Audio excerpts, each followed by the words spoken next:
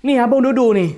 Umur 41, tetapi umur biological dia umur 28.9. Apa tu biological age? Ni, biological age dia adalah umur berdasarkan sel badan dia. Ni orang panggil muka sepatutnya tua, tapi badan macam remaja. Aku teringat satu interview tau, antara Ronaldo dengan seorang interviewer ni. Dia bagi tahu apa rutin pagi dia buat untuk kekal muda. Kau tahu dia buat apa? Bukan pagi terus pergi bersukan ataupun lari 10 km, no. Dia bangun pagi-pagi, dia buka je window ataupun tirai, dia expose mata dia pada cahaya matahari. Kenapa? Bila aku baca balik kajian, baca kajian adalah, okey, benda ni lah yang hack dia punya penuaan. Tahu kenapa? Bila cahaya matahari masuk pada mata, dekat mata kita belakang ni ada satu sel kita panggil intrinsically photosensitive ganglion retinal cell. Sel inilah yang akan bagi input ataupun dia akan sedarkan satu sel dekat otak. Kita panggil suprachiasmatic nucleus. Nucleus ni buat apa? Dia akan menyebabkan ada satu gland dekat otak lagi. Kita panggil pineal gland. Pineal gland dihasilkan hormon melatonin. Hormon melatonin tu yang menyebabkan hampa mengantuk. Sebab itulah hang susah bangun tidur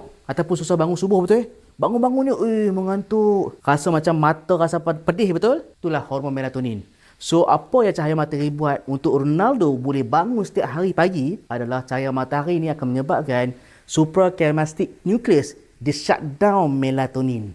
So, bila melatonin hormon rendah, secara tidak langsung badan kita akan lebih segar.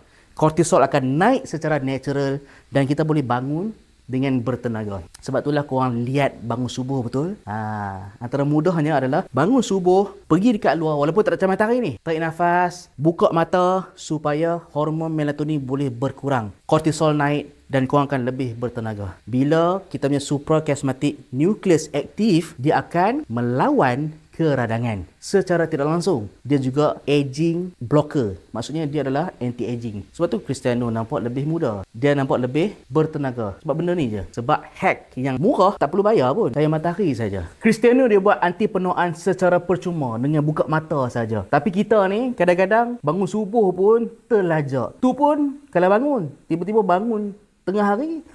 Celah mananya anti penuaan.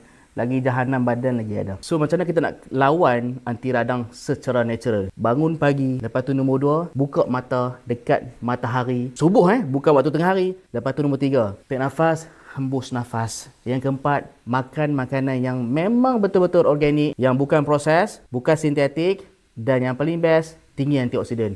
Tetapi ada juga suplemen yang boleh bantu anti-aging ni sebenarnya. Contoh macam, black turmeric. Black turmeric ni korang, tinggi antioksidan. Ada 7 jenis antioksidan. So kalau korang takut penuaan, kalau korang untuk lawan inflammation, this always the answer. Curcumin is the strongest study untuk fight inflammation. Terutamanya bagi yang sakit lutut, sakit otot. Black turmeric, natural turmeric. Pastikan dapat yang original.